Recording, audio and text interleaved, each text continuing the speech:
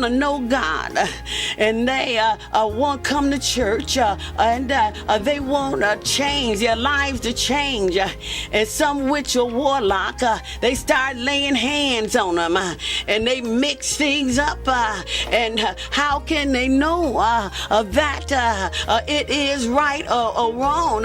All they know is God. I want to be saved.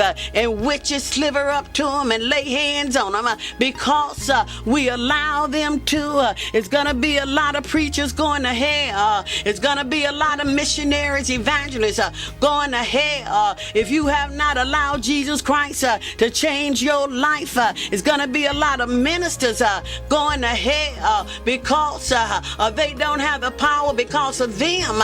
It's not because God don't want to give it to them, because they don't want to give up their sin business. They're not filled with the Holy Ghost, but they want to work the altar and pray for people, lay hands on people. But in order not to be filled with the Holy Ghost, you got to be working some kind of sin. Hallelujah. You not laying hands on me. Glory to God. If you can't be filled with the Holy Ghost, you have no power. Hallelujah. You can bark all you want. You can howl all you want. I don't care. But I need God. I need the living God.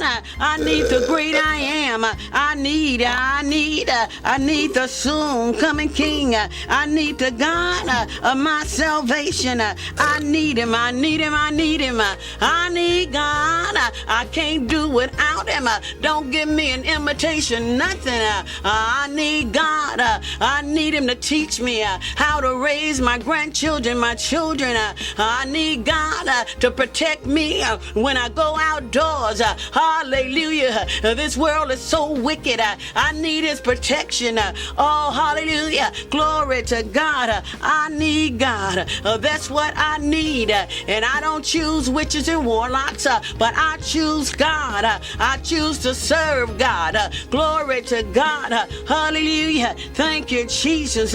Hallelujah. I thank God because we don't have to walk in blindness, not able to see anything. But when you accept Jesus Christ as your personal Savior, not only does he give you gifts, you're able to lay hands on the sick, but you have gifts of discernment and wisdom and knowledge. You should have. If you don't have these gifts, then you ought to go back to the altar and tell God, I thought I had the Holy Ghost, but I can't see nothing. Oh, they slipped up on me. Not only do we have gifts to be able to see, we can read minds. Hallelujah. The devil read minds, but God has told us in the scripture, I perceive this and I perceive that, that you said in your mind, or you thinking this. Hallelujah. The scripture let us know that the things that he did will do greater works. Hallelujah. And that's including that. You can't trick us. You can't fool us. You can't treat us as if we don't know. We know some of the things you're going to say even before you say it. We know why you said it. We know why what you hope to accomplish about what you said, because we got the Spirit of God down on the inside. We got the power of God down on the inside. We have given God a total surrenderance.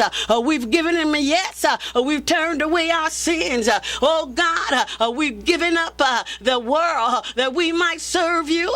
We've given up catering to our flesh that we might serve God. We see you. We don't have to go around saying, I am blind, I can't see. If I hurt you, if I knocked you down, or if I made a mistake, don't blame it on me. Hallelujah. Oh God, God is the same for anyone. All you got to do is say, God, fix my heart.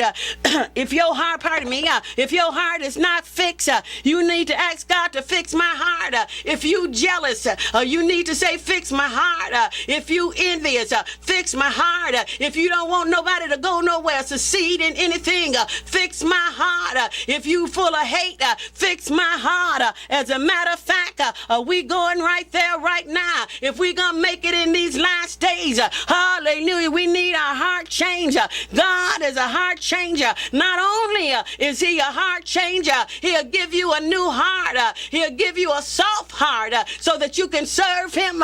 He'll take away the stony heart. With a stony heart, you won't obey him. You won't do nothing that he say. You'll lean to your own understanding. We're going to ask God for new hearts. New hearts. Hallelujah. Bow your head. Oh God, we stand before you wherever we are, and we ask you to give us a new heart. Give us a new heart. Oh God, we've gone through many tests with this old heart, and it's been bandaged up. It's been broken, and you fixed it up. You put it back together so many times. But we ask you now, God, that you would give us a new heart to serve you. Give us a new heart that we don't lean to our own understanding. Give us a new heart, God. Give us a new heart that we can say yes, that we can give up all of our sins. Give us a new heart that we'll turn away from homosexuality, that we'll turn away from lesbianism, that we'll turn away from adultery, that we'll turn away from fornication. Give us a new heart. Fix our hearts. Make it clean. A new heart. We ask for a new heart. Forgive us for all our sins and give us a new heart in Jesus' name. Hallelujah. Amen. Thank you so much for tuning in to Cry Loud and Spare Not Ministry.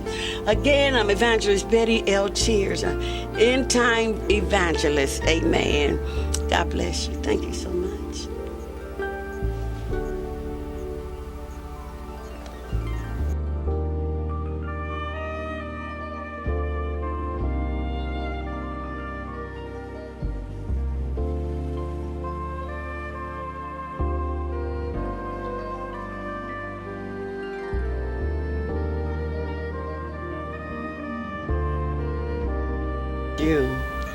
You know, the Bible says that he came unto his own, and his own received him not.